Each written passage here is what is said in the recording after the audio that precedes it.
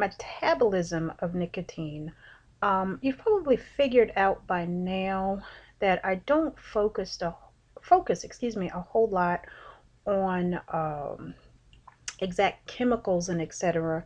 Um, that result from metabolism, because they're just some very basic concepts that I want you to understand. Okay, one of the major metabolites of nicotine, just if you're interested, is a substance called cotinine. Okay, but I'm not going to test you on that. We're just going to talk about some very general things associated with the metabolism of nicotine.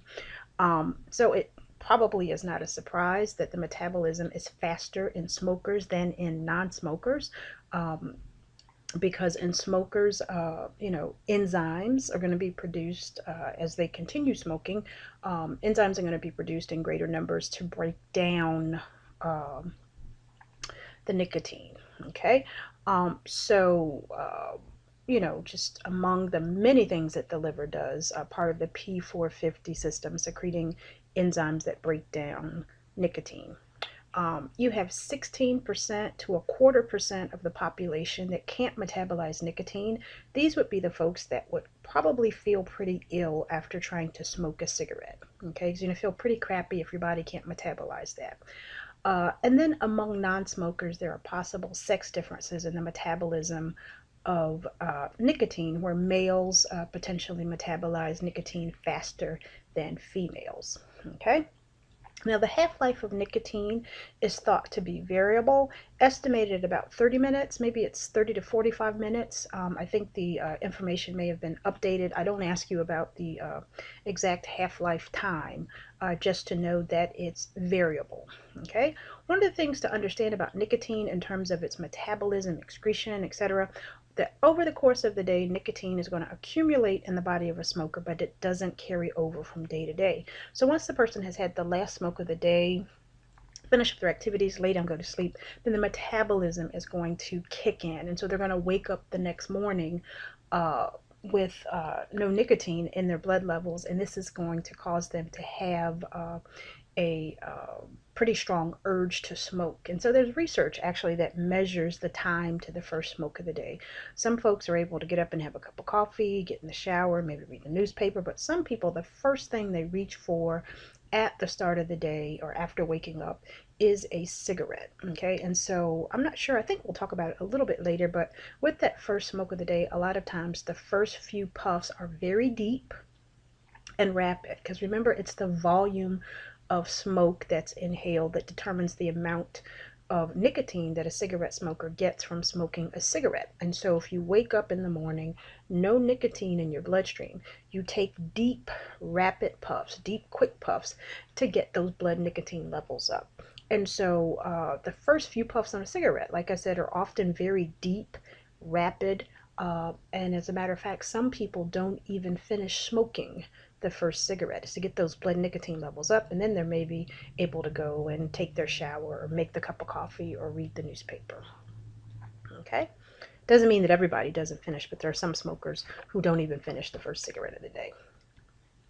Okay, now let's talk about the excretion of nicotine. Okay, remember, anytime we're talking about excretion, we want to think kidneys, because remember from chapter 1, the kidneys handle the majority of excretion, but there are other excretory processes as well. So we excrete things in our blood and our sweat, urine, feces. Okay, but in this case, we want to talk about how the pH of the urine can determine which organs are going to be responsible for getting nicotine out of the body. Okay, and a reminder here is that nicotine is a weak base. So the questions that we want to address here is which organ is going to be responsible for excreting nicotine from the body when the pH of the urine is acidic, and why. Okay, so we go back to our reminder that nicotine is a weak base. Okay, if the urine is acidic, okay, then when nicotine reaches the levels of the nephrons in the kidneys, because the urine is acidic, that is going to cause nicotine, which is a weak base, to ionize. Okay,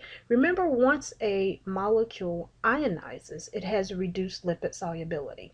This means that the nicotine is not going to be able to pass back out of the nephrons and glomerulus and all that, those structures associated with kidneys, back into circulation, but rather because it's become ionized, it's going to be trapped in the urine and excreted in the urine. So when the urine is acidic, the kidneys carry the burden of getting nicotine out of the body. Okay, now, things that make the urine acidic, things like stress, and oftentimes things in our diet will cause the urine to be acidic. Okay. So which organ is responsible for getting nicotine out of the body when the pH of the urine is basic? This one you have to think about just a little bit, okay? Remember, the nicotine is a weak base. Here we're saying that the urine is basic. So when the urine is basic, nicotine, which is also a weak base, not likely to ionize, which means that the nicotine molecule can be reabsorbed into circulation. Once it's reabsorbed into circulation, the liver is going to have to secrete enzymes that break that down and get it out of the body. Okay, so when the urine is basic, the liver has the burden of getting nicotine out of the body. Okay, now let's talk a little bit about the neurophysiology of nicotine, where it acts. Nicotine has its very own receptors that we call nicotinic cholinergic receptor sites. Okay, and let me go back for just a second. When we talk about cholinergic receptor sites, you've got these nicotinic cholinergic receptor sites where nicotine acts, but you've also got muscarinic cholinergic receptors. Those muscarinic cholinergic receptors are associated with things like Botox. It's where Botox acts to paralyze muscles to prevent the action potentials and so forth. And so that's the other type of cholinergic receptor. But nicotine has its very own receptor, and we call them nicotinic cholinergic receptors. Okay? And nicotine has a biphasic effect on cholinergic transmission. Okay, remember, we're biphasic, by two phases. Okay, at low doses, nicotine stimulates these cholinergic receptors, increases cholinergic transmission. Okay, at low doses, nicotine stimulates these cholinergic receptors and increases cholinergic transmission. At high doses, nicotine blocks the cholinergic receptor, decreases cholinergic transmission. Okay, so two phases. At low doses, it stimulates the cholinergic receptor, increasing cholinergic transmission.